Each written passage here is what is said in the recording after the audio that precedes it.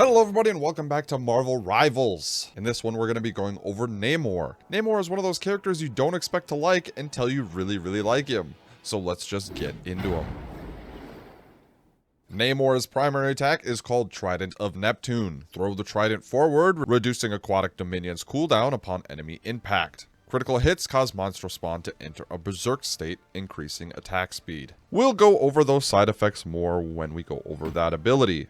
But for now, all you really need to know is he chucks a trident forward, dealing a decent amount of damage. Namor has a jump ability called Descent. Hold the jump ability to fall slowly. This one's pretty self-explanatory. It's shared between a lot of different heroes. While you're above jump height, you can hold the jump button, and Namor will use his weird little feet wings to float down slowly. The next Namor ability we're going to go over is called Aquatic Dominion. Summon a monster spawn that can autonomously attack enemies. That's right, Namor is a turret character. Pressing the button, he will throw down an orb that summons an octopus that shoots at enemies nearby. You can have 2 of these up at a time. If you end up getting more than 2, the first one summoned will immediately disappear. Keep in mind that these guys don't have to get thrown on the ground. You can throw them on walls and ceilings as well. Dealing damage with his basic attack will decrease the cooldown of this ability, and if you get a headshot, it will cause them to go into a frenzy, making them shoot much faster. Don't sleep on these guys' range either. I'm always surprised at how far away they can shoot at an enemy from.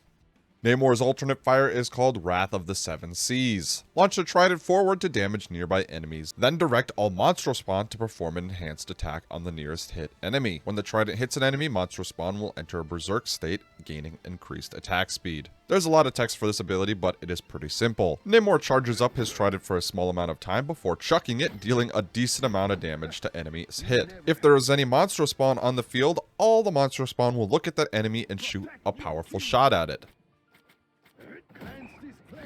After that, they will all go into a berserk state, like if you were to get a headshot with it, shooting much faster. Best to use this ability when monster spawn is out, but if they're all gone and you need that little bit of extra damage to finish off an opponent, here it is.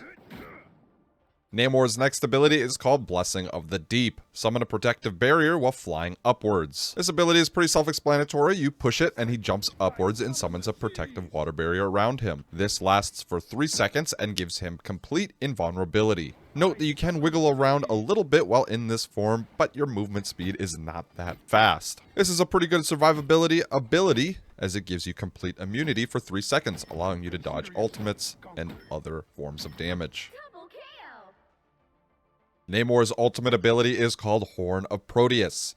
Summon Giganto to leap atop enemies within range, disabling their mobility abilities. This ultimate is pretty self-explanatory. Pushing the button, you can see a giant circle appears. You can either cancel it or confirm it. Once confirming it, Namor will summon a giant whale to leap on top of the targeted area, doing a decent amount of damage. Note that the closer they are to the center, the more damage it will do. This also knocks them down for a short amount of time, making it so they can't use any movement abilities. Namor has one team-up ability with Luna Snow called Chilling Charisma.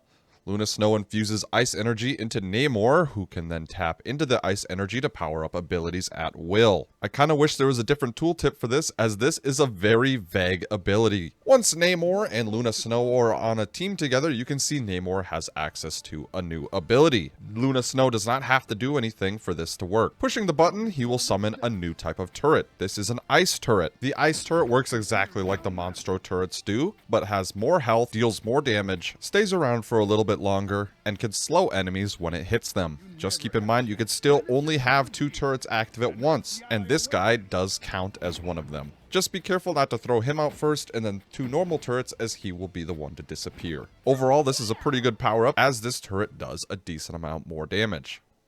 And that's everything you need to know about Namor. What do you guys think of Namor? Do you love him? Do you hate him? Let me know down in the comments below. And while you're down there, if you liked the video or learned anything, make sure you hit the like and subscribe button, as it really does help out the channel. Either way, thank you guys so much for watching. I'll see you next time.